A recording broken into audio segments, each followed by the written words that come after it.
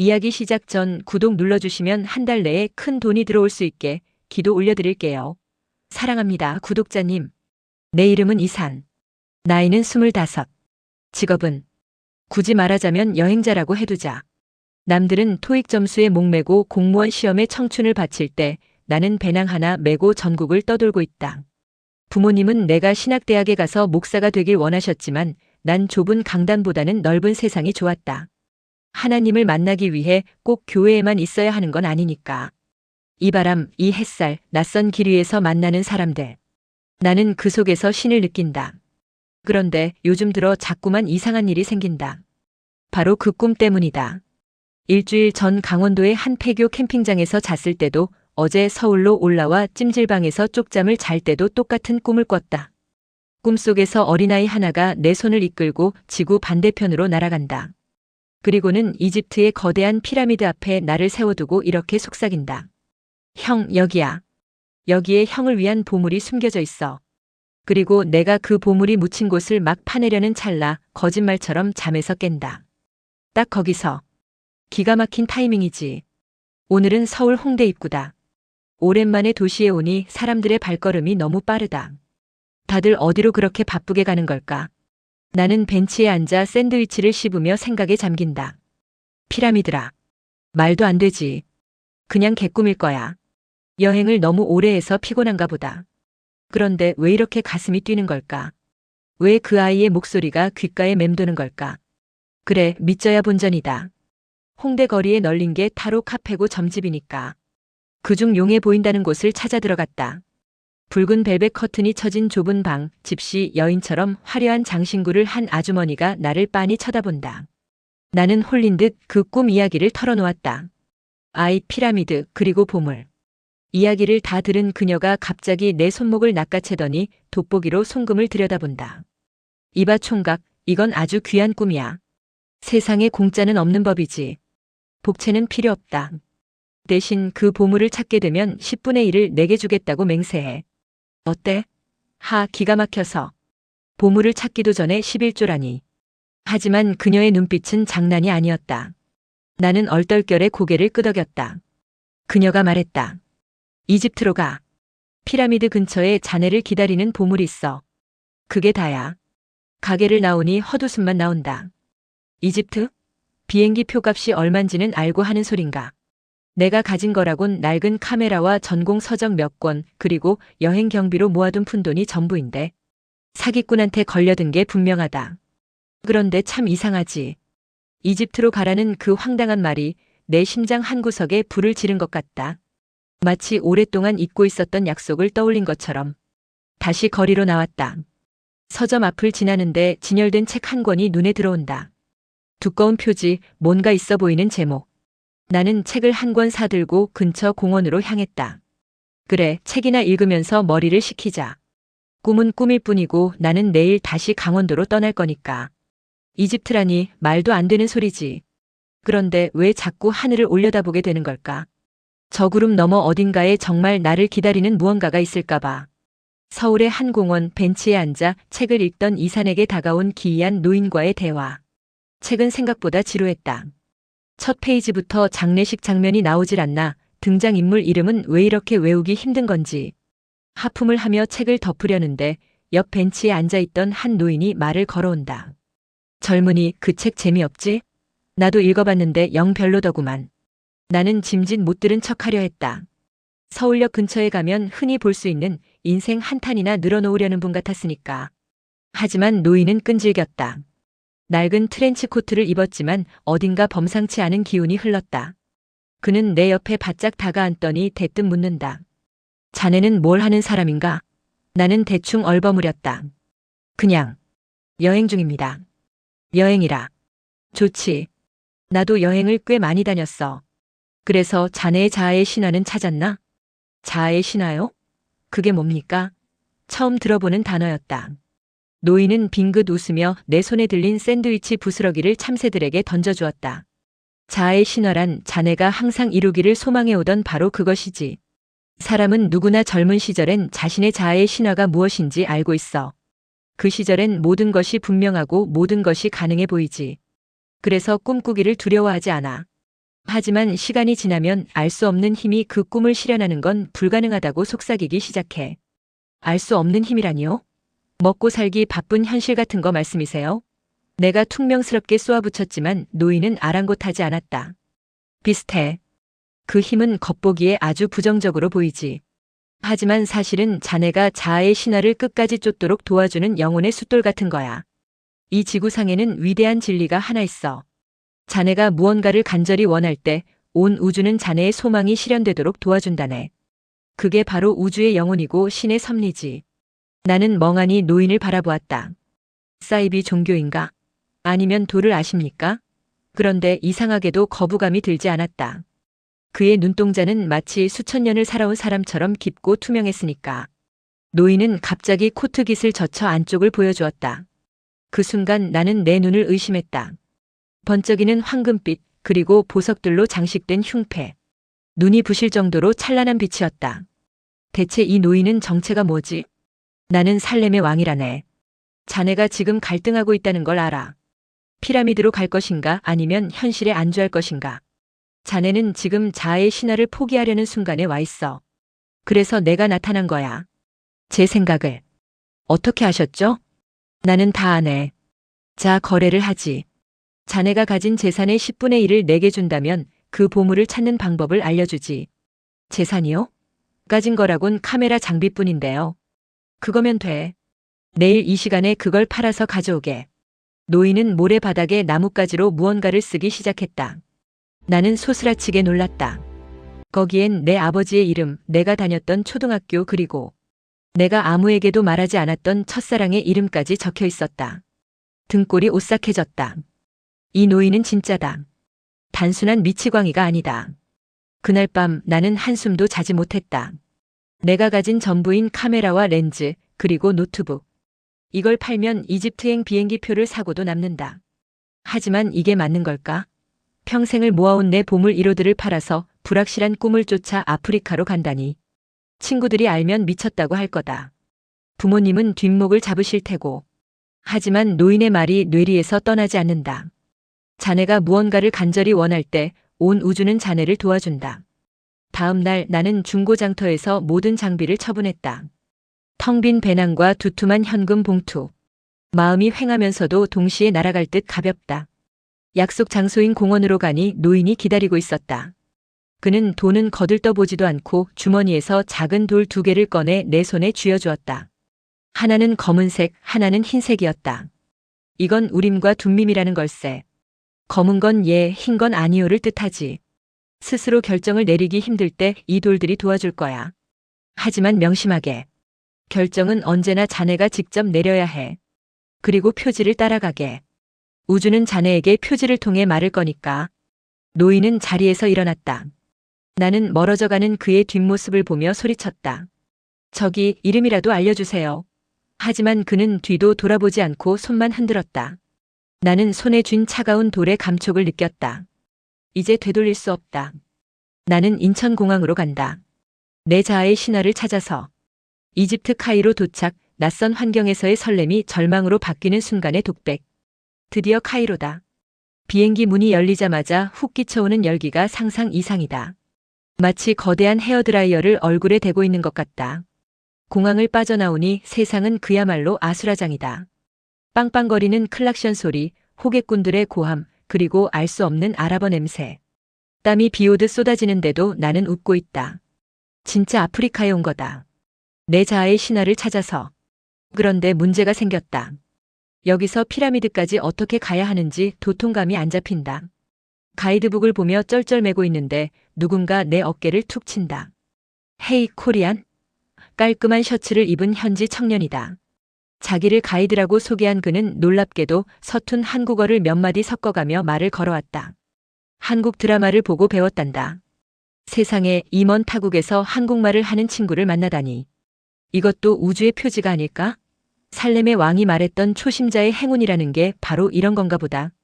그는 피라미드로 가는 직행버스를 타려면 시내 환전소부터 들러야 한다고 했다. 나는 의심 없이 그를 따라 나섰다. 복잡한 시장 골목을 지나는데 눈이 핑핑 돈다. 향신료 냄새, 화려한 카펫, 그리고 시끄러운 흥정 소리. 나는 배낭을 꽉 움켜쥐고 그 친구의 등만 보고 따라갔다. 돈? 걱정 마라. 내 전 재산은 힙색 깊숙한 곳에 넣어두고 지퍼까지 잠갔으니까. 그때였다.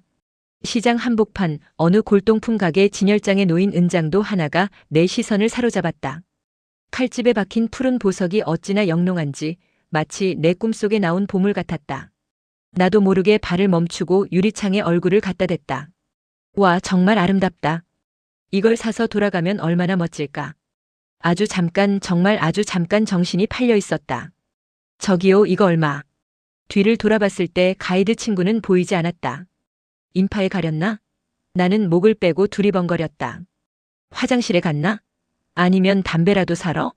1분, 5분, 10분. 시간이 지날수록 등줄기에 식은땀이 흐르기 시작했다. 설마. 아닐 거야. 같은 한국말을 쓰며 웃던 그 선한 눈매를 내가 봤는데. 하지만 30분이 지나도록 그는 나타나지 않았다. 불길한 예감에 떨리는 손으로 허리춤을 더듬었다. 힙색이 가볍다. 지퍼가 반쯤 열려있다. 심장이 쿵 하고 내려앉는다. 돈 봉투가 없다. 여권과 비상금 조금을 제외한 내 전 재산이 든 그 봉투가 감쪽같이 사라졌다. 다리에 힘이 풀려 그 자리에 주저앉았다. 하늘이 노랗다는 게 이런 거구나. 카메라를 판 돈, 노트북을 판 돈, 내 청춘을 바쳐 모은 그 모든 것이 순식간에 증발해버렸다. 나는 이제 빈털털이다. 한국으로 돌아갈 비행기 표는커녕 당장 오늘 밤 잘 곳도 없다. 억울함에 눈물이 핑 돈다. 우주가 나를 도와준다고? 웃기지 마라. 우주는 나를 비웃고 있는 게 분명하다. 해는 지고 상인들은 하나둘 가게 문을 닫는다. 낯선 기도 소리가 스피커를 통해 도시 전체에 울려 퍼진다. 알라후 아크바르. 그 소리가 왠지 구슬프게 들린다. 나는 광장 한 구석 돌계단에 웅크리고 앉아 주머니 속을 뒤적였다. 손에 잡히는 차가운 돌 2개. 우림과 둠밈. 결정은 자네가 내리는 거야. 노인의 목소리가 들리는 듯하다. 그래, 선택하자. 나는 지금 사기당한 불쌍한 피해자인가 아니면 보물을 찾아 떠나는 모험가인가. 피해자로 남으면 평생 이 나라와 그 도둑놈을 저주하며 살겠지. 하지만 모험가라면 이건 그냥 여행 중에 일어난 작은 해프닝일 뿐이다. 그래, 돈은 잃었지만 목숨은 붙어 있잖아. 그리고 난 아직 피라미드를 보지 못했다. 눈물을 슥 닦고 일어섰다. 배가 고프다. 일단 뭐라도 먹고 생각하자. 나는 빈털털이지만 아직 내 여행은 끝나지 않았다. 아니, 이제 진짜 시작이다. 빈털터리가 된 다음 날 언덕 위 팔이 날리는 크리스털 가게에서 일자리를 구하는 이산. 아침 해가 뜨자마자 시장은 다시 시끄러워졌다. 백가죽이 등 가죽에 붙을 지경이다. 가진 돈이라곤 주머니에 굴러다니는 동전 몇 푼이 전부. 이걸로는 샌드위치 반 조각도 사기 힘들다. 나는 무작정 언덕길을 걸었다. 평지보다는 높은 곳에 가면 뭐라도 보이지 않을까 해서. 언덕 꼭대기에 다다르자 낡은 가게 하나가 눈에 들어온다. 쇼윈도 안에는 온갖 종류의 크리스털 유리잔들이 진열되어 있다. 한때는 꽤 고급스러웠을 것 같은데 지금은 먼지가 뽀얗게 앉아 빛을 잃었다. 가게 안에는 퉁명스럽게 생긴 중년의 주인 아저씨가 파리채만 휘두르고 있다. 손님은 개미 새끼 한 마리 없다. 저 가게다. 왜인지는 모르겠지만 발길이 저절로 그리로 향했다. 나는 가게 문을 열고 들어갔다. 딸랑. 맑은 종소리가 울리지만 주인은 쳐다보지도 않는다. 저기 사장님. 제가 이 유리잔들을 좀 닦아드려도 될까요? 너무 더러워서 밖에서 보면 안이 하나도 안 보이거든요. 주인은 귀찮다는 듯 손을 휘저었다. 하지만 나는 물러서지 않았다. 돈은 필요 없어요. 다 닦고 나면 점심 한 끼만 주세요. 저 지금 배가 너무 고파서 쓰러질 것 같거든요. 그는 잠시 나를 빤히 쳐다보더니 말없이 양동이와 걸레를 내밀었다. 허락이다. 나는 재킷을 벗어 던지고 팔을 걷어붙였다. 꼬질꼬질한 먼지를 닦아내자 크리스털이 본연의 투명한 빛을 뿜어내기 시작했다. 뽀득뽀득. 유리를 닦는 소리가 경쾌하다. 신기하게도 유리를 닦으면서 내 마음속에 낀 불안과 걱정도 함께 닦여나가는 기분이다. 30분쯤 지났을까? 밖을 지나가던 커플이 멈춰섰다. 어머, 저 컵 좀 봐. 되게 예쁘다. 그들은 홀린 듯 가게 안으로 들어왔고 주인은 얼떨결에 크리스털 잔 세트를 팔았다. 몇 달 만에 첫 개시라고 했다. 주인의 눈이 휘둥그레졌다. 점심으로 나온 케밥을 허겁지겁 먹어치우자 주인이 내 앞에 앉았다. 자네 여기서 일해볼 생각 없나? 내 가게에 온 뒤로 기운이 달라졌어. 아까 그 손님들이 들어올 때 자네 몸에서 빛이 나는 것 같더군. 나는 잠시 고민했다. 피라미드로 가야 하는데. 여기서 알바나 하고 있을 시간은 없는데. 하지만 당장 갈 차비도 없다. 살렘의 왕이 준 우림과 둠밈을 주머니 속에서 만지작거렸다. 표지를 따르라고 했지. 빈털터리가 된 나에게 주어진 일자리. 그리고 내가 닦아서 빛나는 유리잔들. 이게 바로 표지가 아닐까? 좋아요. 대신 조건이 있어요. 제가 이집트까지 갈 돈을 모을 때까지만 할게요. 그리고 판매 수수료도 좀 챙겨주셔야 합니다. 저 꽤 능력 있는 세일즈맨이 될 것 같거든요. 주인은 껄껄 웃으며 내 손을 잡았다. 좋아, 딜. 내 이름은 무함마드 1세. 잘 부탁하네, 청년. 그날부터 나는 크리스털 가게의 알바생이 되었다. 나는 단순히 먼지만 닦지 않았다. 가게 입구에 진열대를 새로 만들고 지나가는 사람들에게 시원한 차를 크리스털 잔에 담아 시음하게 했다. 목마른 사람들은 차를 마시러 왔다가 영롱한 잔에 반해 지갑을 열었다. 사장님, 언덕길 올라오느라 힘든 손님들한테 그냥 물만 주지 말고 이 잔에 박하차를 담아서 팔아보는 건 어때요? 예쁜 잔에 마시면 더 시원하게 느껴지잖아요. 처음엔 변화를 두려워하던 사장님도 늘어나는 매상 앞에선 고집을 꺾었다. 가게는 날마다 북적이기 시작했다. 먼지 쌓인 창고 같던 이곳이 이제는 카이로의 핫플레이스가 되어가고 있다. 나는 매일 밤 정산이 끝나면 돈을 세어본다. 피라미드로 가는 돈, 잃어버린 양들을 다시 살 돈. 돈은 차곡차곡 모이고 있다. 하지만 가끔 밤하늘을 보며 생각한다. 내가 지금 여기서 장사꾼이 되려고 온 건가? 내 꿈은 저 사막 건너편에 있는데. 나는 지금 멈춰 있는 걸까? 아니면 준비하고 있는 걸까? 크리스털 가게를 떠나 사막 횡단 대상 캐러밴에 합류하는 이산의 결심과 새로운 만남. 사장님, 저 오늘 떠납니다. 짐 다 쌌어요. 그동안 감사했습니다. 사장님 덕분에 죽다 살아났네요. 네. 아, 보너스요? 아이고, 괜찮은데. 주시면 감사히 받겠습니다. 하. 진짜 많이 버셨나 보네요. 봉투가 두툼한 걸 보니. 건강하세요. 그리고 이제 손님들한테 짜증 좀 그만 내시고요. 웃어야 복이 오죠. 네, 갈게요. 가게 문을 나서는데 발걸음이 떨어지질 않는다. 11개월이다. 내가 이 언덕 위 가게에서 유리잔을 닦으며 보낸 시간이. 내 주머니엔 이제 한국으로 돌아가 작은 카페라도 차릴 수 있을 만큼의 돈이 있다. 사실 어젯밤까지도 고민했다. 그냥 이 돈 들고 한국으로 튈까? 가서 부모님한테 효도하고 친구들한테 꺼봐라. 나 성공해서 왔다. 큰 소리치며 살까? 피라미드고 나발이고 사기당해서 개고생한 거 생각하면 지금도 치가 떨리는데. 그런데 짐을 싸면서 발견한 우림과 둠밈이 나를 멈춰 세웠다. 결정은 자네가 하는 거야. 그래, 나는 양을 치는 목동이 아니라 여행자 이산이다. 돌아가는 건 언제든 할 수 있다. 하지만 사막을 건널 기회는 지금뿐이다. 나는 공항이 아닌 사막 횡단버스 터미널로 향했다. 터미널은 북새통이다. 낙타 냄새, 기름 냄새, 그리고 온갖 인종의 사람들.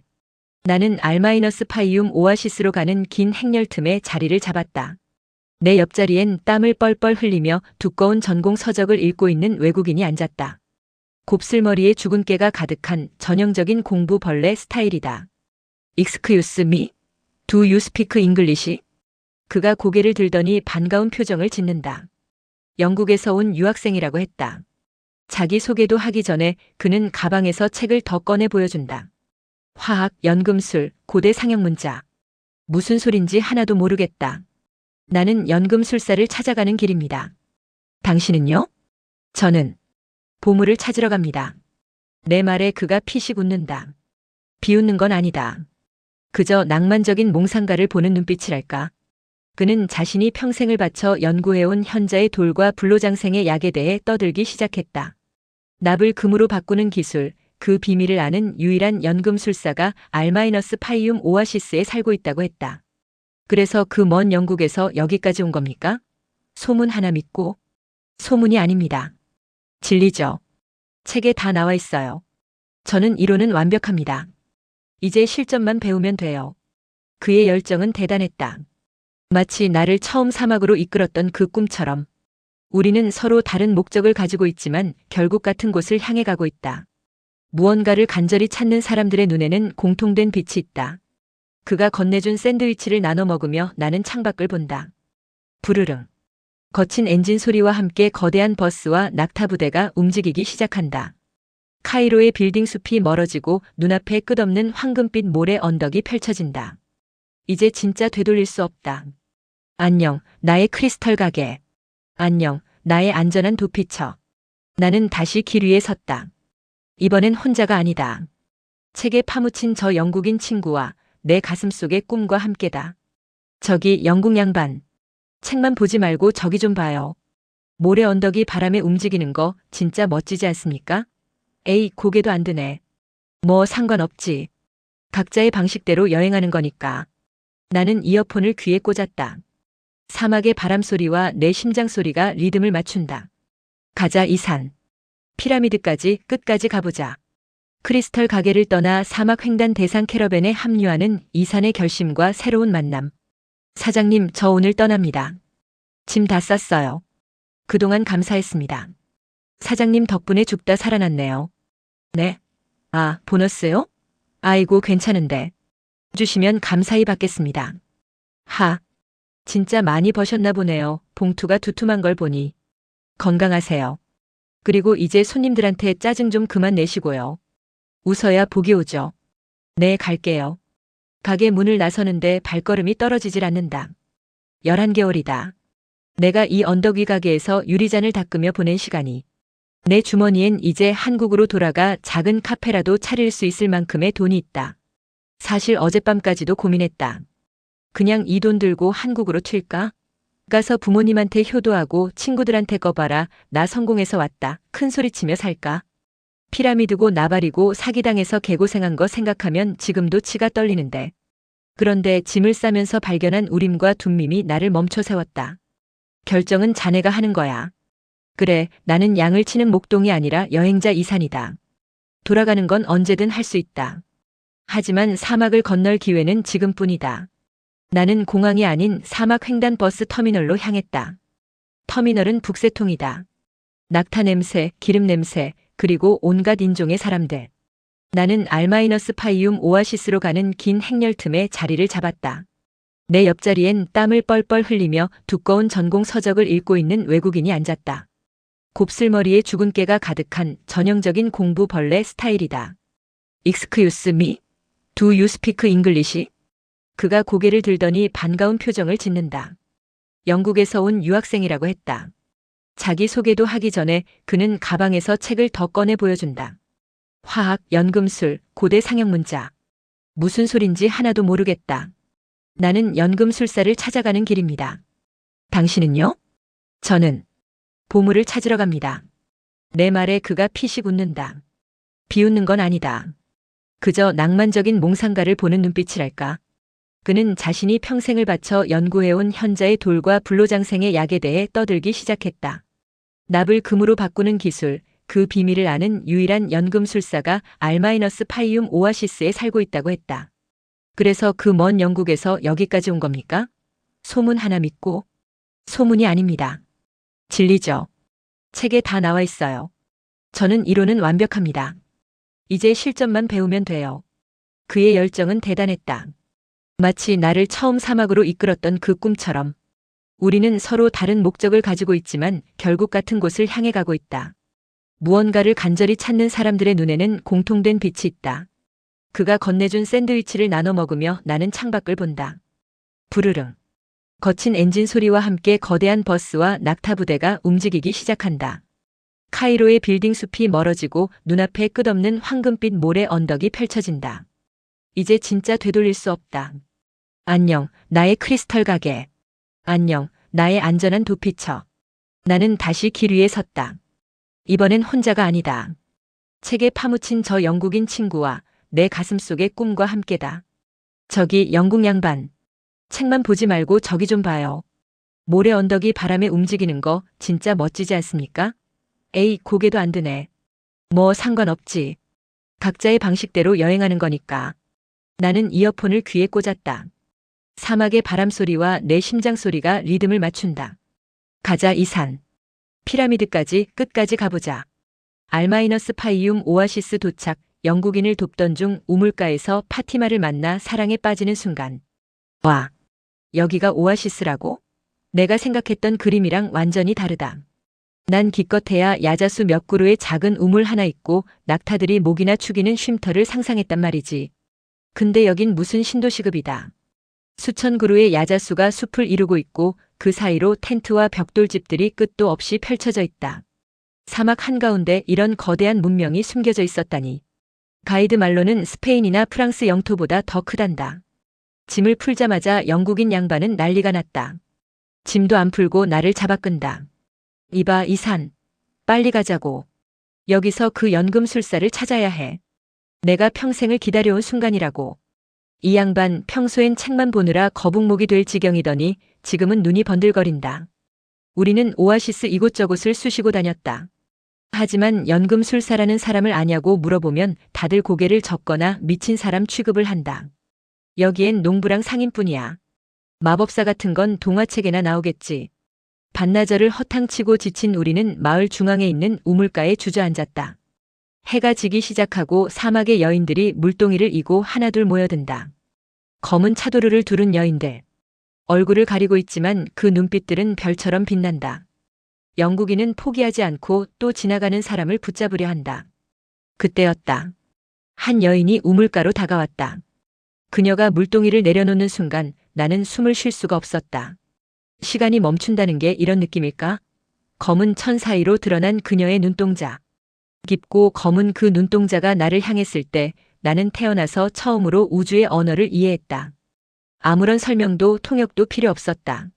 바람이 멈추고 주변의 소음이 사라지고 오직 그녀와 나만이 이 세상에 존재하는 것 같은 기분. 이건 사랑이다. 아니, 사랑이라는 낡은 단어로는 부족하다. 이건 태초부터 계획된 운명이다. 살렘의 왕이 말한 표지, 크리스털 가게에서 느낀 예감, 사막이 들려준 침묵. 그 모든 것이 바로 이 순간을 위해 나를 이끌고 온 것이다. 나도 모르게 그녀에게 다가갔다. 영국인이 옆에서 야, 뭐 하는 거야? 연금술사 물어봐야지. 라고 소리쳤지만 들리지 않았다. 당신의 이름은 뭡니까? 내 서툰 아랍어 발음에 그녀가 살짝 미소 짓는다. 그 미소가 내 심장에 화살처럼 박힌다. 파티마예요. 파티마.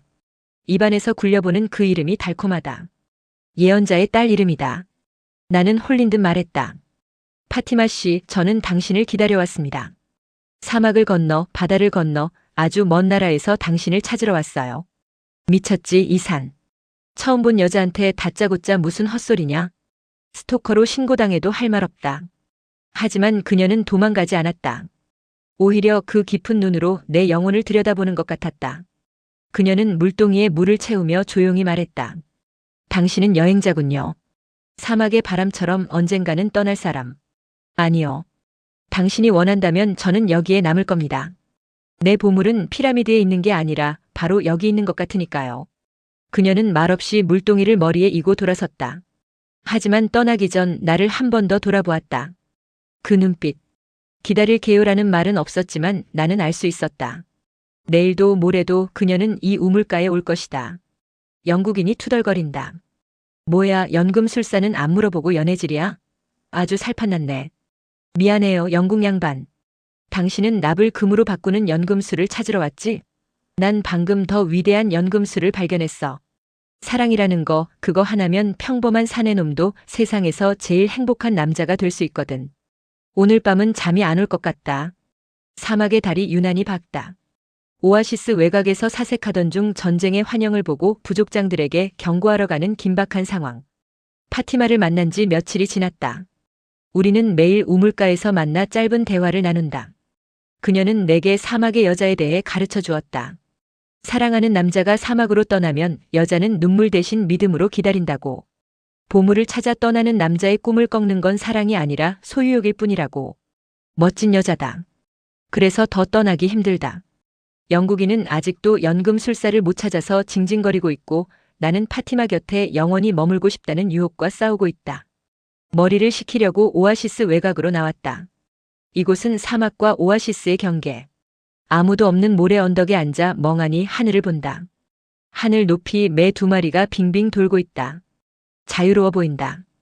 나도 저 매들처럼 날 수 있다면 얼마나 좋을까. 그때였다. 한 마리가 갑자기 급강하더니 다른 한 마리를 공격했다. 끼액. 날카로운 비명소리와 함께 매들이 엉켜붙어 싸우기 시작했다. 그 순간 내 머릿속에서 섬광이 번쩍였다. 눈앞의 풍경이 순식간에 바뀌었다. 평화롭던 오아시스가 불바다로 변한다. 칼을 든 군인들이 들이닥치고 텐트가 불타고 비명소리가 난무한다. 피비린내가 진동한다. 너무나 생생해서 나도 모르게 헛구역질이 나왔다. 헉, 헉. 정신을 차려보니 다시 평화로운 사막이다. 매들은 사라졌다. 하지만 심장이 터질 듯 뛴다. 이건 단순한 상상이 아니다. 우주의 영혼이 내게 보내는 긴급한 경고다. 군대가 쳐들어온다. 이 평화로운 오아시스로. 나는 미친 듯이 오아시스 중심부로 달렸다. 부족의 장로들을 만나야 한다. 하지만 오아시스는 전통적으로 중립지대다. 누구도 이곳에선 무기를 들 수 없고 전쟁을 할 수 없다. 내가 가서 군대가 쳐들어옵니다라고 하면 누가 믿어줄까? 미친놈 취급이나 당하겠지. 아니, 어쩌면 평화를 깼다는 죄로 처벌받을 수도 있다. 그래도 가야 한다. 파티마가 여기 있다. 그녀가 위험하다. 부족장들이 모여있는 거대한 천막 앞에 도착했다. 경비병들이 내 앞을 막아섰지만 나는 필사적으로 소리쳤다. 미래를 봤습니다. 사막이 제게 말해줬어요. 소란스러워지자 안에서 들어오라는 허락이 떨어졌다. 천막 안은 화려한 양탄자와 금장식으로 가득했다. 하얀 터번을 두른 노인들이 근엄한 표정으로 나를 내려다보고 있다. 그들의 눈빛엔 위엄과 살기가 서려 있다. 나는 떨리는 목소리로 내가 본 환영을 설명했다. 매들의 싸움, 그리고 다가오는 군대. 이야기를 다 듣고 난 후 가장 나이가 많아 보이는 장로가 천천히 입을 열었다. 이방인 청년. 우리는 사막의 전통을 지킨다.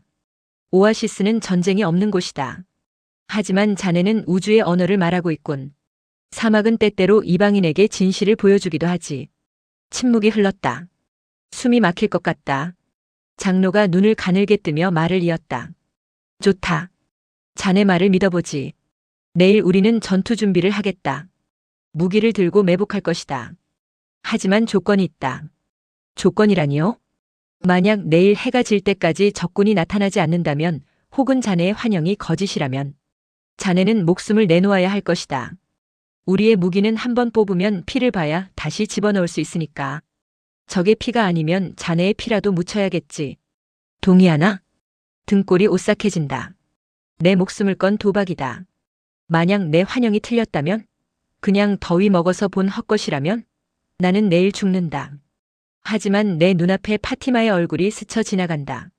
만약 내가 침묵해서 그녀가 다친다면 나는 살아서도 죽은 것이다. 나는 주먹을 꽉 쥐었다. 손안에 땀이 흥건하다. 네, 동의합니다. 만약 내일 아무 일도 일어나지 않는다면 기꺼이 제 목을 치십시오. 천막을 나오는 다리가 후들거린다. 내일은 결전의 날이다. 적이 오든 내가 죽든 피는 흐르게 될 것이다. 예언대로 적군의 기습이 시작되고 전투 승리 후 영웅이 된 이산의 독백. 해가 중천에 떴다. 내 목숨이 달린 날이다. 나는 북쪽 경계가 잘 보이는 야자수 그늘 아래 앉아있다. 내 뒤에는 어제 그 거만한 표정의 장로들이 보낸 경비병 하나가 서 있다. 그는 커다란 언월도를 들고 있다. 만약 해가 질 때까지 적이 나타나지 않으면 저 칼이 내 목을 칠 것이다. 입술이 바짝바짝 마른다. 대한민국 육군 병장 만기 전역한 나지만 이런 식의 죽음은 상상도 못 해봤다. 차라리 꿈이었다고 말하고 도망칠 걸 그랬나. 아니, 후회는 없다. 파티마가 안전하다면 그걸로 됐다. 오후 2시 태양의 열기가 정점에 달했을 때였다. 지평선 너머에서 미세한 흙먼지가 피어올랐다. 심장이 쿵쾅거린다. 먼지는 점점 커지더니 거대한 모래 폭풍처럼 오아시스를 향해 돌진해왔다. 저기다. 내 예언이 맞았다. 적군이다.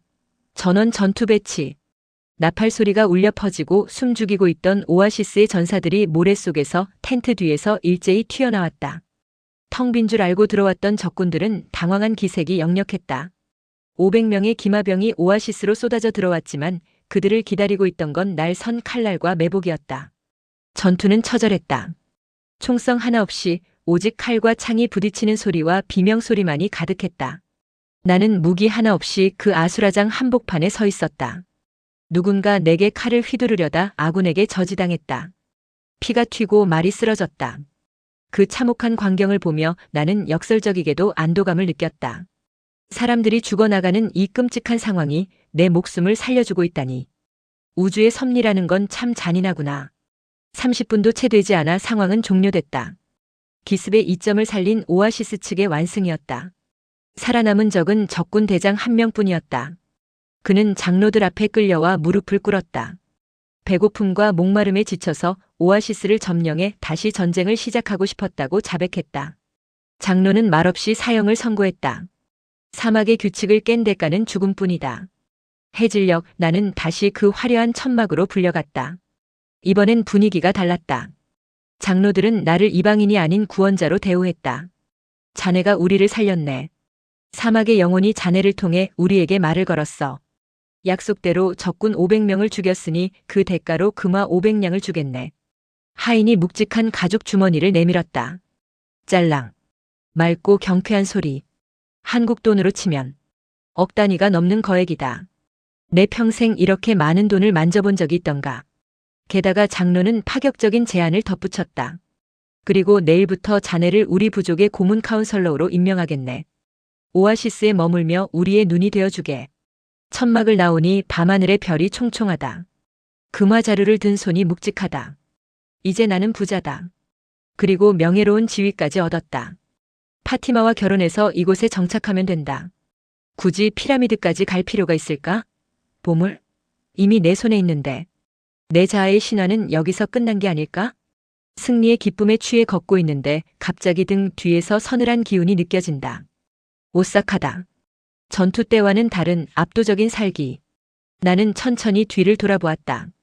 거대한 백마 위에 검은 옷을 입은 누군가가 나를 내려다보고 있었다. 보물을 포기하고 안주하려는 이산 앞에 나타나 그의 용기를 시험하는 연금술사. 숨이 턱 막힌다. 백마를 탄 사내. 머리부터 발끝까지 검은 옷을 휘감고 어깨에는 매 한 마리가 앉아있다. 얼굴은 터번에 가려져 보이지 않지만 눈빛만은 횃불처럼 타오르고 있다. 그는 말없이 칼을 뽑았다. 시퍼런 날이 달빛을 받아 번뜩였다. 누구냐? 감히 매의 비행을 읽은 자가. 천둥 같은 목소리다. 말이 앞발을 들고 포효했다. 나는 본능적으로 뒷걸음질 쳤지만 도망칠 곳은 없다.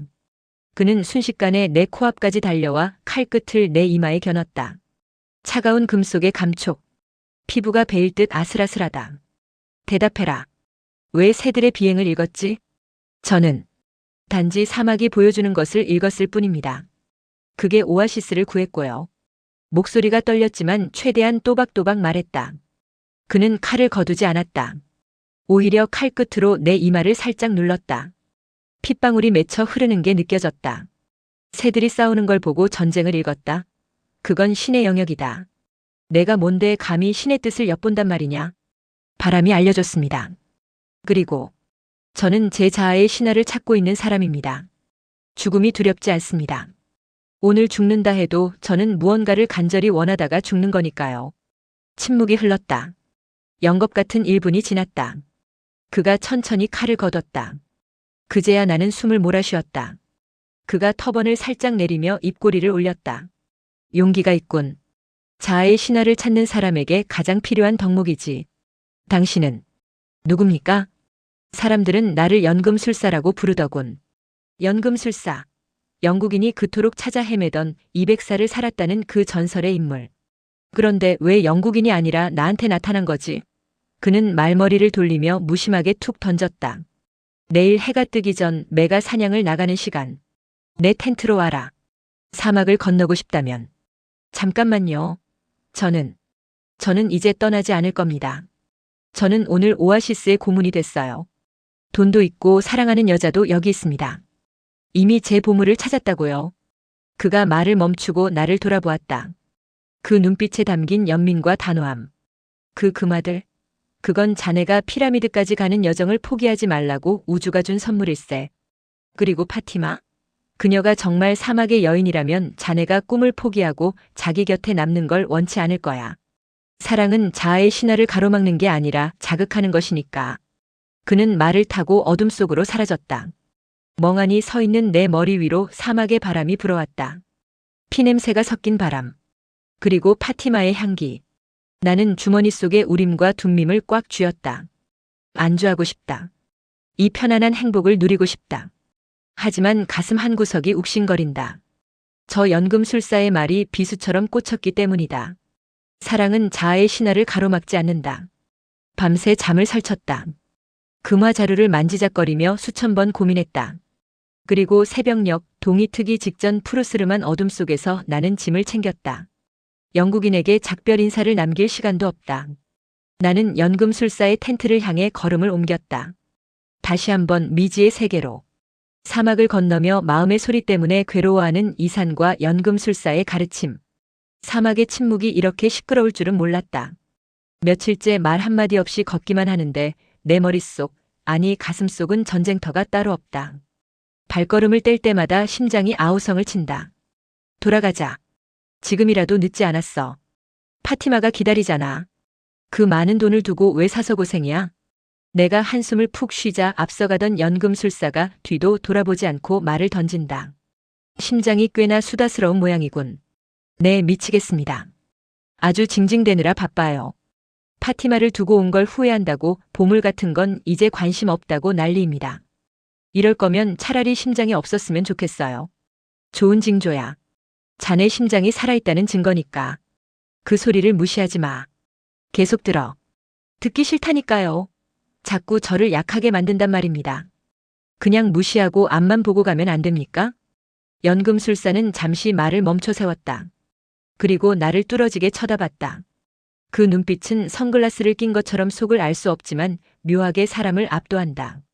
자네가 심장의 소리를 무시하면 심장은 조용해질 거야. 하지만 그건 포기한 게 아니지. 자네 가슴속 깊은 곳에 숨어서 틈만 나면 자네를 공격할 준비를 할 거야. 그리고 결정적인 순간에 자네를 배신하겠지. 너는 사실 두려워하고 있잖아. 하고 소리치면서. 그러니까 들어야 해. 심장이 무슨 말을 하는지 다 들어주고 그 녀석의 변덕을 꿰뚫고 있어야 해. 그래야 조종당하지 않아. 조종당하지 않는다라. 나는 가만히 눈을 감고 내 가슴에 손을 얹었다. 쿵, 쿵, 쿵. 그래, 알았어. 네 말 다 들어줄게. 한번 실컷 떠들어봐라. 그러자 신기하게도 심장의 목소리가 조금씩 바뀌기 시작했다. 처음엔 불만과 두려움을 쏟아내더니 어느 순간부터는 어릴 적 기억을 이야기한다. 자전거를 처음 탔던 날의 설렘, 배낭을 메고 처음 공항에 갔던 날의 두근거림. 그리고 속삭인다. 사실 나도 궁금해. 그 피라미드라는 게 얼마나 대단한지. 선생님, 심장이 이제 좀 진정된 것 같은데요. 자기도 보물을 찾고 싶대요. 다만 고통받는 게 무서운가 봐요. 심장에게 이렇게 말해주게. 고통 그 자체보다 고통에 대한 두려움이 더 고통스러운 법이라고. 그리고 꿈을 찾아가는 매 순간이 바로 신과의 만남이며 영겁의 시간이라고. 고통에 대한 두려움이 더 고통스럽다. 나는 그 말을 껌처럼 질겅질겅 씹어보았다. 맞는 말이다. 사기를 당했을 때보다 사기당할까봐 전전긍긍했던 시간이 더 지옥 같았으니까. 그리고 하나 더 명심해. 눈물에 젖지 않은 빵을 먹어보지 않은 자와는 인생을 논하지 말라는 말이 있지. 자네는 이미 눈물 젖은 빵을 먹었어. 이제 자네의 심장은 자네가 어디에 있든 보물이 있는 곳을 가리켜 줄 거야. 그날 밤 나는 꿈을 꾸지 않았다. 대신 가슴속 깊은 곳에서 편안한 울림을 느꼈다. 심장과 내가 비로소 한 팀이 된 기분. 우리는 다시 말없이 사막을 걸었다. 이제 사막의 모래바람 소리가 외롭지 않다. 내 안의 친구와 함께 걷고 있으니까. 그런데 저 멀리 지평선 너머로 검은 구름대처럼 몰려오는 저건 뭐지? 모래폭풍인가? 아니, 군대다. 군벌 세력에게 포위당해 죽을 위기에 처하자 연금술사가 전 재산을 넘기며 주인공에게 불가능한 미션을 던지는 상황. 멈춰라. 움직이면 쏜다. 순식간이었다. 수백 명의 병사들이 우리를 에워쌌다. 파란색 터번을 쓴 부족, 지난번 오아시스를 공격했던 놈들과 적대 관계인 군벌 세력이다. 그들의 눈빛엔 살기가 가득하다. 우리는 말에서 끌려내려졌다. 대장으로 보이는 자가 우리 짐을 뒤지기 시작했다. 그리고 내 품에 있던 금화 주머니를 발견했다. 이 녀석들 적군의 첩자군. 이 많은 금화는 분명 자금줄일 테고. 아닙니다. 이건 제가 정당하게 번 돈이에요. 내가 소리쳤지만 군인의 개머리판이 내 옆구리를 가격했다. 숨이 턱 막힌다. 대장은 비릿한 웃음을 흘리며 칼을 뽑았다. 첩자는 즉결 처형이다. 목을 쳐라. 끝이다. 파티마의 얼굴도 피라미드의 환영도 흐릿해진다. 허무하다. 이렇게 개죽음을 당하다니. 그때였다. 옆에서 침묵하던 연금술사가 차분한 목소리로 입을 열었다. 잠깐. 우리는 첩자가 아니다. 나는 사막의 지형을 연구하는 학자고 이 청년은 위대한 연금술사다. 뭐? 나를 쳐다보는 연금술사의 눈이 뻔뻔하게 빛났다. 그는 대장에게 내 금화 주머니를 통째로 건넸다. 이 돈을 줄 테니 우리를 보내다오. 이 친구는 자연의 힘을 부리는 마법사라. 화나게 하면 당신들 부대 전체가 위험해질 거야. 야, 미쳤어? 그게 어떤 돈인데? 내 피 같은 돈을. 나는 눈으로 욕을 퍼부었지만 그는 아랑곳하지 않았다. 대장은 금화 자루를 받아들고 무게를 가늠해 보더니 흥미롭다는 듯 나를 쳐다봤다. 호, 연금술사라. 자연의 힘을 부린다. 그렇다. 그는 3일 뒤에 바람으로 변해서 이 캠프를 날려버릴 수도 있고 그냥 사라질 수도 있지. 내 말이 거짓말이라면 3일 뒤에 우리 목숨을 가져가도 좋다. 대장은 껄껄 웃었다. 바람으로 변한다. 재미있군. 좋다. 3일의 시간을 주지. 만약 바람으로 변하지 못하면 너희 둘 다 산채로 매의 먹이로 던져주겠다. 병사들이 우리를 감옥 같은 텐트에 처박고 나갔다. 나는 참았던 분노를 터뜨렸다. 선생님, 제정신이에요? 그 말을 다 주면 어떡합니까? 게다가 뭐요? 바람이 돼? 제가 무슨 선풍기입니까? 어떻게 사람이 바람이 돼요? 연금술사는 태연하게 차를 끓일 준비를 했다. 돈은 아까워하지 마. 그 돈이 없었으면 자네는 방금 목이 날아갔을 거야. 돈으로 시간을 산 거지. 목숨보다 비싼 돈은 없어. 아니, 목숨을 3일 연장해서 뭐 하냐고요? 3일 뒤에 어차피 죽는데. 저는 바람으로 변하는 법 같은 거 모른다고요. 나는 절망감에 머리를 쥐어뜯었다. 정말 끝이다. 이번엔 진짜다. 그런데 연금술사가 찻잔을 내밀며 빙긋 웃는다. 걱정 마. 자네는 할 수 있어. 만물을 이루는 전기는 하나니까. 자네가 모래가 되고 바람이 되고 태양이 되는 건 이론적으로 가능한 일이야. 자네가 우주의 언어를 배웠다면 말이지. 이론적으로? 지금 실전이잖아요. 그러니까 배우게. 3일 동안 사막과 대화하고 바람과 대화해봐. 자네의 생존 본능이 최고의 스승이 되어줄 테니까. 미치고 팔짝 뛰겠다. 살렘의 왕 크리스털 가게 주인 파티마. 다들 나한테 왜 이러는 건가? 3일 뒤 나는 바람이 되어야 한다. 아니면 시체가 되거나. 나는 텐트 틈새로 들어오는 바람을 멍하니 바라보았다. 저 바람. 저걸 내가 된다고? 어떻게? 약속한 3일째 날 절벽 위에 올라 사막과 바람에게 말을 거는 이산의 필사적인 대화. 마지막 날이다. 야속하게도 태양은 어김없이 떠올랐다. 캠프의 병사들이 웅성거리며 나를 구경하러 모여들었다. 마치 서커스 구경이라도 온 것처럼. 그들의 눈빛엔 조소와 호기심이 섞여 있다. 어이, 바람의 마법사 양반. 언제 날아갈 거야? 킬킬거리는 웃음소리. 연금술사는 멀찍이 떨어져서 팔짱을 끼고 나를 지켜볼 뿐이다. 도와줄 기색이라곤 요만큼도 없다. 나는 심호흡을 하고 절벽 끝 바위 위로 올라갔다. 눈앞에 끝없이 펼쳐진 사막. 저 모래바다 어딘가에 파티마가 있다. 내 심장이 미친 듯이 뛴다. 두려움 때문이 아니다. 사랑 때문이다. 사막이여, 내 말 들리나? 나는 짐짓 큰 소리로 외쳤다. 병사들이 비웃었지만 상관없다. 나는 지금 모래 알갱이 하나하나에 말을 걸고 있다. 나는 그동안 너를 원망했어. 너무 뜨겁고 너무 삭막하다고.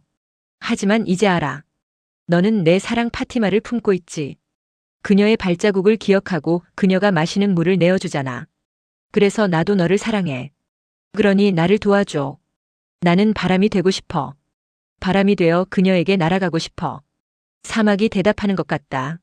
모래 알갱이들이 사각사각 소리를 내며 내 발등을 덮는다. 우린 너를 도울 수 없어. 우린 그저 머물러 있는 존재일 뿐이야. 움직이는 건 바람의 몫이지. 그래, 바람. 나는 고개를 들어 불어오는 바람을 정면으로 마주했다. 지중해에서 불어오는 덥고 습한 바람 시로코다. 바람아, 너는 알지? 너는 세상 모든 곳을 다니잖아. 파라오의 무덤도 내 고향 한국의 산들도 스쳐 지나왔겠지. 나는 너처럼 되고 싶어. 경계 없이 자유롭게 세상 모든 곳에 닿을 수 있도록 나를 너로 만들어줘. 바람이 거세졌다. 내 머리카락이 춤을 추고 옷깃이 펄럭인다. 바람이 묻는다. 너는 인간이잖아. 우리랑 달라. 인간은 뿌리를 내리고 살아야 해. 아니야. 나는 여행자야. 내 영혼은 너처럼 떠돌아다녔어. 그리고 무엇보다 나는 사랑을 알아. 사랑은 변화하는 거야. 사랑하니까 더 나은 사람이 되고 싶고 사랑하니까 불가능을 넘어서고 싶은 거야. 내가 바람이 되려는 건 도망치기 위해서가 아니야. 내 사랑을 지키기 위해서 우주의 섭리를 완성하기 위해서야. 바람이 윙윙거리며 소용돌이치기 시작했다. 사랑? 그게 뭔데? 사랑은 사막이 오아시스를 품는 것, 바람이 씨앗을 날라 꽃을 피우는 것. 서로 다른 존재가 만나 새로운 무언가를 만들어내는 기적이야. 내가 바람이 되지 못하면 나는 여기서 죽어. 그러면 내 사랑도 멈춰. 바람아, 내가 가진 그 엄청난 힘으로 먼지를 일으켜줘. 내가 태양을 가리고 그와 대화할 수 있게. 바람은 내 말에 흥분한 듯 미친 듯이 휘몰아치기 시작했다. 모래폭풍이다. 하늘이 순식간에 누렇게 변했다. 병사들이 비명을 지르며 바닥에 납작 엎드렸다. 텐트가 뽑혀나갈 듯 흔들린다. 이게 무슨 일이야? 진짜 마법사인가 봐. 공포에 질린 외침들. 하지만 이걸로 부족하다. 바람은 그저 휘저을 뿐 나를 바꿀 순 없다. 바람이 소리친다. 나는 한계가 있어. 태양에게 물어봐. 모든 것을 지켜보는 그분이라면 알 거야. 좋아. 판은 깔렸다. 나는 모래폭풍 한가운데 서서 먼지 너머 흐릿하게 빛나는 태양을 노려보았다. 이제 마지막 단판이다. 태양과의 대화 그리고 자신의 내면에서 신성을 발견하며 바람으로 변하는 기적의 순간. 태양님, 당신은 모든 걸 보시죠? 내가 한국의 작은 자취방에서 지도를 펴놓고 꿈꾸던 순간부터 여기까지 오는 모든 과정을 봤을 겁니다. 당신은 현명하니까 알겠죠? 내가 왜 바람이 되어야 하는지. 태양이 먼지 구름 사이로 강렬한 빛을 쏘아보냈다. 눈이 멀 것처럼 뜨겁다. 태양의 목소리가 마음속으로 울려 퍼진다. 나는 너를 안다. 너는 파티마를 사랑하는 청년이지. 하지만 사랑이 어떻게 사람을 바람으로 만드나? 나는 수십억 년을 타올랐지만 그런 마법은 본 적이 없다. 나는 그저 바라볼 뿐이다. 바라보는 것만으로는 부족해요. 사랑은 변화하는 겁니다. 당신도 저 사막을 사랑해서 비를 내리게 하고 생명을 키우잖아요. 우리가 서로 다르지만 결국 하나라는 걸, 만물은 하나라는 걸 당신은 알고 있잖아요. 나는 내 빛으로 생명을 키우지만 나 자신이 바람이 될 순 없다.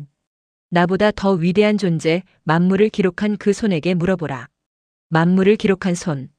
그래, 결국 그거였다. 사막도 바람도 태양도 그리고 나도. 모두 같은 손에 의해 쓰인 이야기의 일부일 뿐이다. 나는 무릎을 꿇었다. 더 이상 소리칠 필요가 없었다. 침묵. 폭풍이 몰아치는 소음 속에서 내 내면은 완전한 침묵으로 들어갔다. 기도는 말이 아니었다. 감사의 고백이었다. 나를 이 길로 이끈 꿈, 나를 속인 사기꾼, 나를 사랑해준 여인, 나를 죽이려는 병사들. 이 모든 것이 하나의 손이 쓴 완벽한 시나리오였다는 깨달음. 내가 우주이고 우주가 나다. 내가 바람이고 바람이 나다. 구별은 무의미하다. 내 몸에서 경계가 사라지는 느낌이 든다. 나는 더 이상 이 산이라는 육체가 아니다. 나는 자유다. 나는 의지다. 나는 사랑이다. 나는 바람이다. 으아. 단전 깊은 곳에서 터져나온 기압과 함께 세상이 뒤집혔다. 얼마나 시간이 지났을까?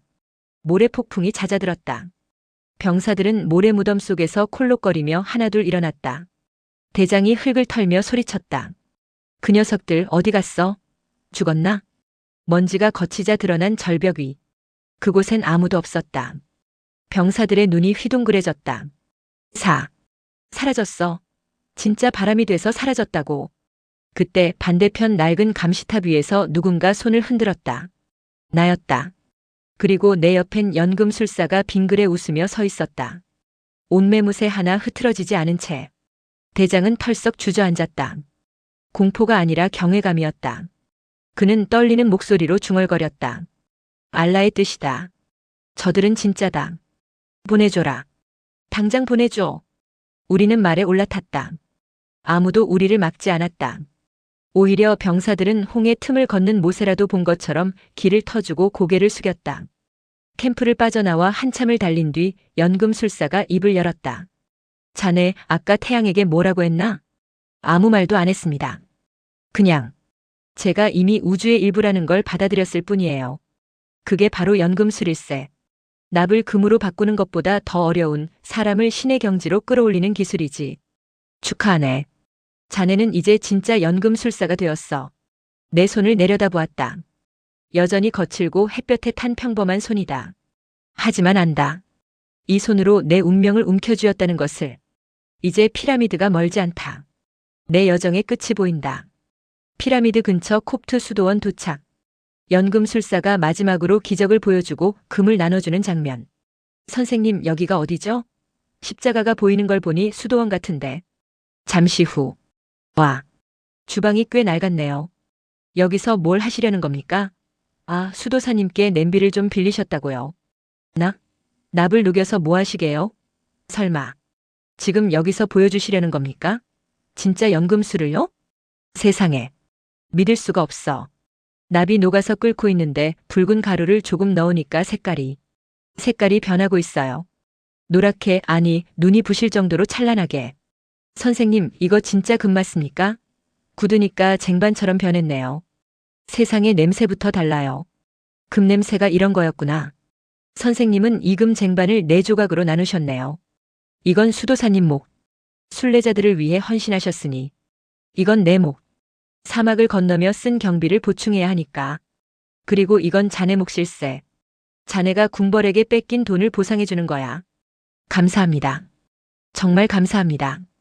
이걸로 한국에 돌아가면 빚도 갚고 다시 시작할 수 있겠어요. 그런데 선생님, 저기 남은 한 조각은 누구 겁니까? 이건 수도사님께 맡겨두지.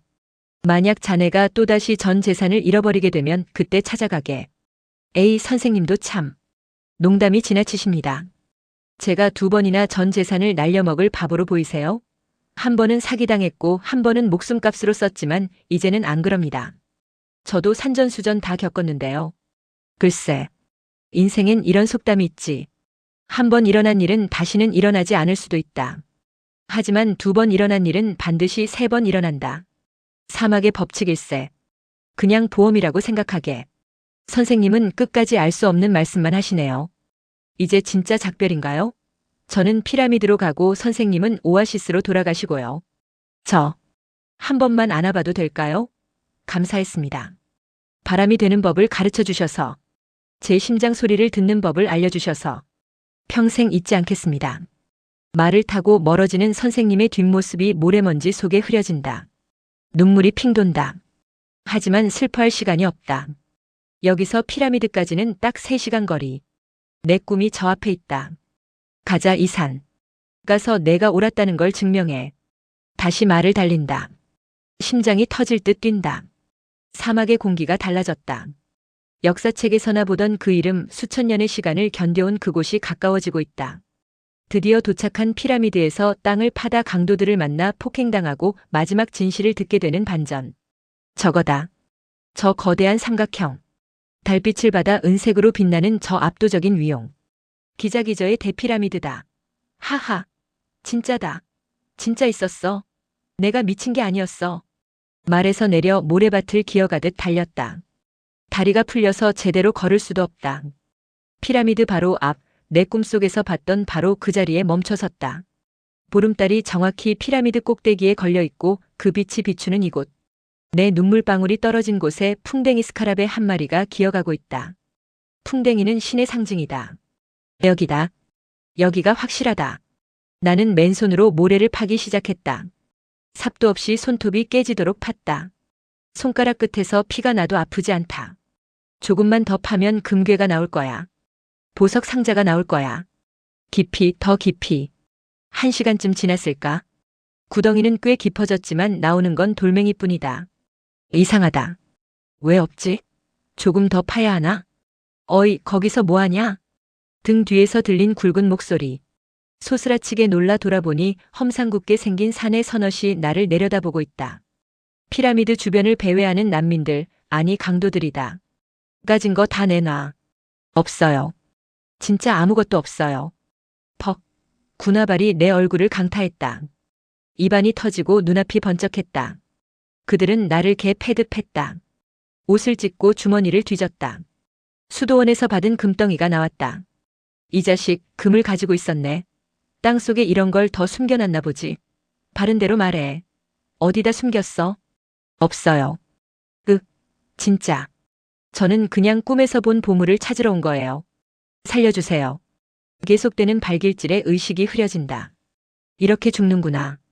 연금술사 선생님 말이 맞았어. 2번 일어난 일은 3번 일어난다더니. 사기꾼, 군벌, 그리고 이번엔 강도. 내 금은 또 사라졌다. 나는 피투성이가 된 입으로 웅얼거렸다. 꿈 때문에 왔어. 피라미드 밑에 보물이 있다고 해서. 강도들의 대장으로 보이는 놈이 나를 빤히 내려다보더니 비웃으며 침을 뱉었다. 이런 멍청한 놈. 고작 꿈 하나 믿고 이 사막을 건너왔다고. 나도 몇 년 전에 너 같은 꿈을 꿨지. 하지만 난 너처럼 바보는 아니야. 놈이 내 멱살을 잡고 속삭였다. 내 꿈속에선 말이야, 동방의 코리아라는 나라에 다 쓰러져가는 낡은 폐교 해스쿨 처치가 보였어. 그 교회 마당엔 아주 오래된 플라타너스 나무 한 그루가 서 있었지. 꿈속에서 누군가 말하더군. 그 나무 뿌리 밑을 파보면 엄청난 보물이 묻혀 있다고. 하지만 난 그따위 개꿈을 믿고 사막을 건너는 멍청한 짓은 안 해. 너처럼 죽고 싶지 않으니까.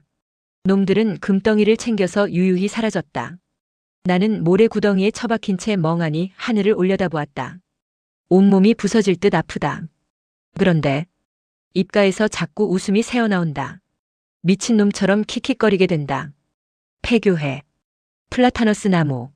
그건 내가 여행을 시작할 때 묵었던 강원도의 그 폐교 캠핑장이잖아.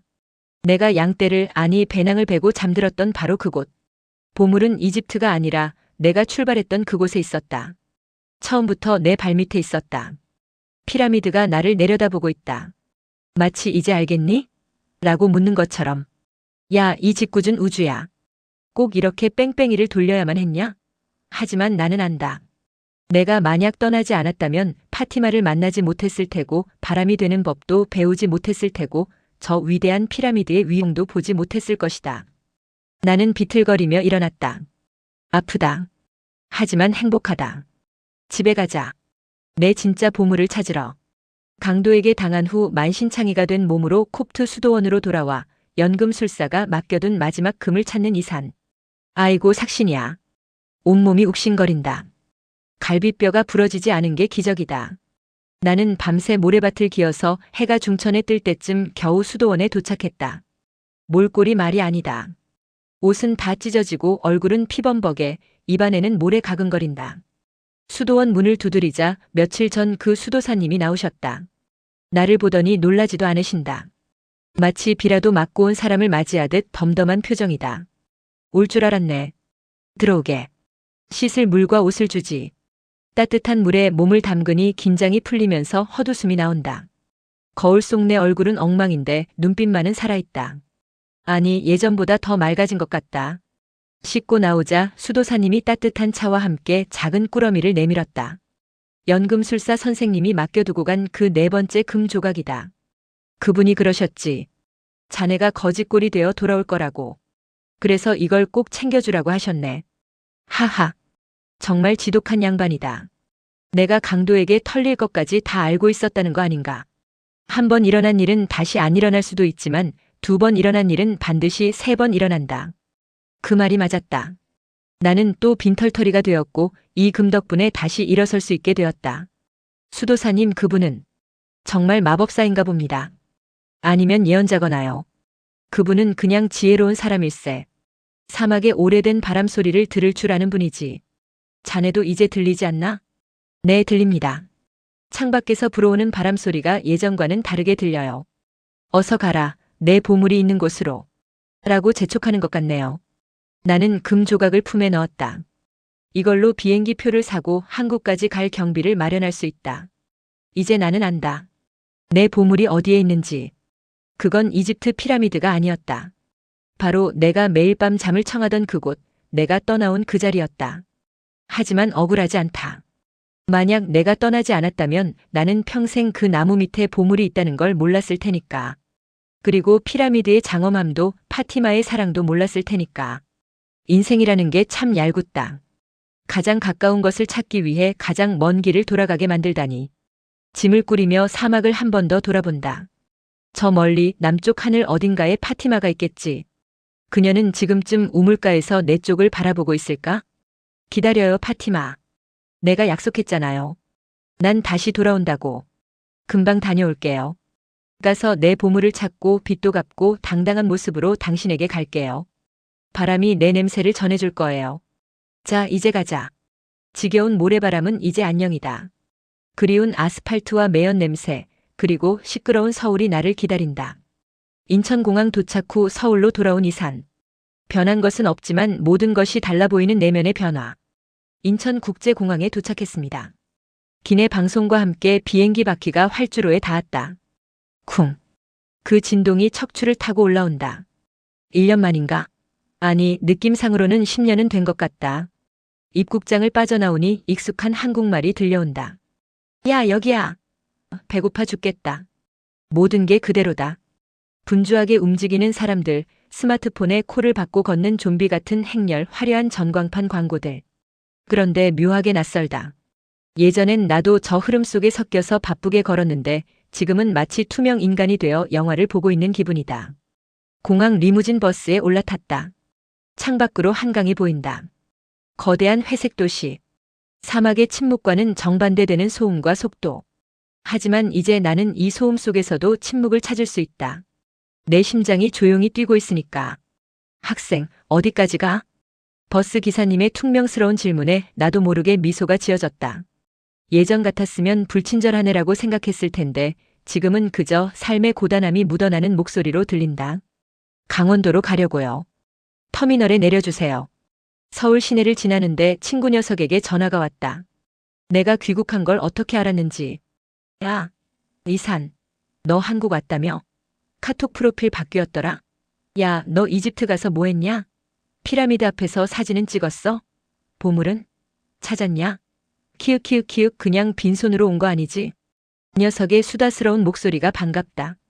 예전엔 친구들의 성공이나 자랑이 부러웠고 뒤처지는 게 두려웠다. 하지만 지금은 아무렇지 않다.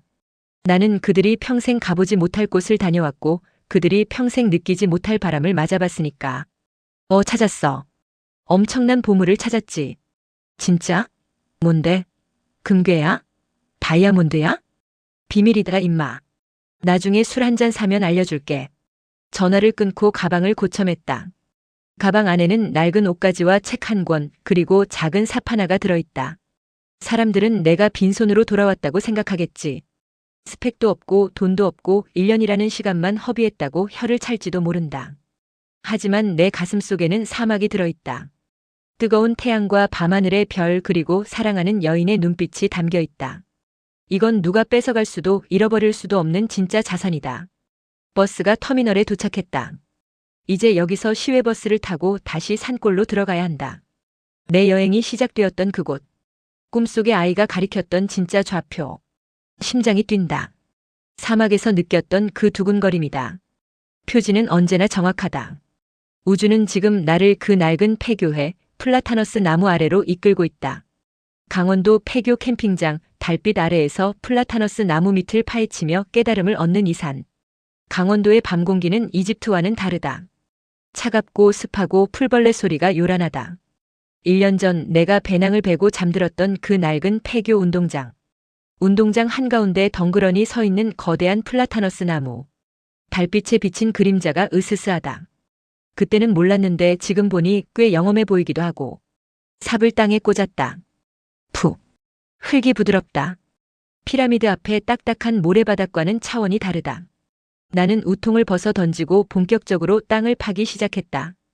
땀이 흐른다. 그런데 참 이상하지. 몸은 힘든데 억울하지가 않다. 만약 내가 그 꿈을 꾸고 바로 여기를 팠다면 어땠을까?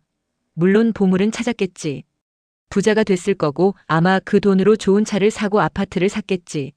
하지만 그게 다였을 거다. 나는 여전히 세상이 얼마나 넓은지 모르는 우물 안개구리였을 테고 사막의 침묵도 바람의 언어도 그리고 내 심장의 소리도 듣지 못했을 것이다. 야, 우주 양반. 당신 참 짓궂은 거 알아요? 바로 발밑에 놔두고 지구 한 바퀴를 돌리다니. 기름값이 얼만지 아십니까? 혼잣말을 하며 흙을 퍼냈다. 바람이 나뭇가지를 흔들며 사각사각 웃는 것 같다. 마치 그래서 후회하니? 라고 묻는 것처럼. 아니요, 후회 안 합니다. 덕분에 피라미드를 봤잖아요. 그 웅장한 모습을 내 두 눈으로 봤고 그 앞에서 죽을 고비도 넘겨봤고 무엇보다 내가 얼마나 강한 사람인지 알게 됐으니까요. 삽질이 계속된다. 1미터쯤 팠을까. 허리가 끊어질 것 같다. 강도 녀석 말이 맞기를. 만약 그놈 꿈이 개꿈이면 나는 진짜 전 세계를 상대로 사기당한 놈이 되는 거다. 그때였다. 턱. 둔탁한 소리가 났다. 돌멩이가 아니다. 나무뿌리도 아니다. 뭔가 딱딱하고 인공적인 느낌. 심장이 쿵 하고 내려앉는다. 설마. 진짜? 손으로 흙을 급하게 파냈다. 낡고 녹슨 철제 상자의 모서리가 보인다. 손이 떨린다. 숨이 가빠진다. 이게 꿈인가 생시인가. 내 볼을 꼬집어 봤다. 아프다. 현실이다. 세상에. 진짜 있었어. 진짜 여기 있었다고. 나는 미친 듯이 상자 주변의 흙을 걷어냈다. 꽤 크다. 묵직하다. 낑낑대며 상자를 구덩이 밖으로 끌어올렸다. 녹슨 자물쇠가 채워져 있다.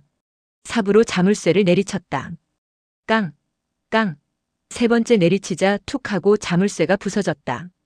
침을 꼴깍 삼키고 뚜껑을 열었다. 달빛이 상자 안으로 쏟아졌다. 그리고 그 안에서 달빛보다 더 찬란한 무언가가 반짝였다. 보물을 찾은 기쁨보다 더 큰 가치를 깨닫고 파티마와의 약속을 지키기 위해 다시 떠나는 이산. 아, 눈이 부시다. 금화다. 진짜 금화다. 스페인 금화 보석이 박힌 장신구들, 그리고 옥으로 된 불상까지.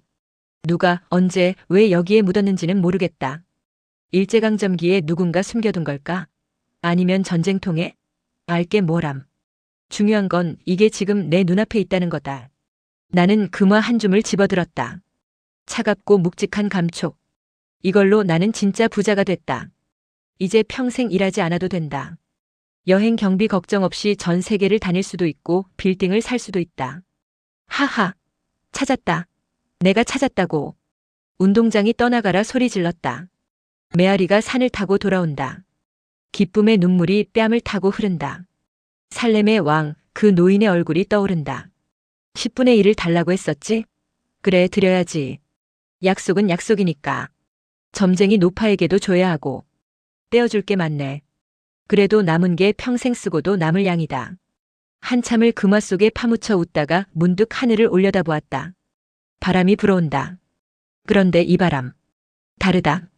강원도의 차가운 산바람이 아니다. 저 멀리 아프리카에서부터 지중해를 건너 대륙을 넘어 불어온 바람이다. 익숙한 향기가 난다. 건조한 모래 냄새, 그리고 은은한 향유 냄새. 파티마? 바람이 내 뺨을 어루만지고 입술에 가볍게 키스하고 지나간다. 마치 그녀가 내 귓가에 속삭이는 것 같다. 찾았군요. 축하해요. 이제 당신의 자아의 신화는 완성되었나요? 나는 주먹을 꽉 쥐었다. 보물 상자가 내 옆에 있다. 하지만 이상하게도 이 황금보다 저 바람 냄새가 더 나를 설레게 한다. 자아의 신화는 보물을 찾는 것에서 끝나는 게 아니다. 보물을 찾은 후 그 깨달음을 가지고 사랑하는 사람에게 돌아가는 것까지가 진짜 완성이다. 연금술사 선생님이 했던 말이 생각난다. 사랑은 자아의 신화를 가로막는 것이 아니라 자극하는 것이다. 그래. 나는 이제 당당하다. 나는 꿈을 이뤘고 부자가 되었고 지혜를 얻었다. 이제 그녀에게 돌아갈 자격이 충분하다. 나는 주섬주섬 짐을 챙겼다.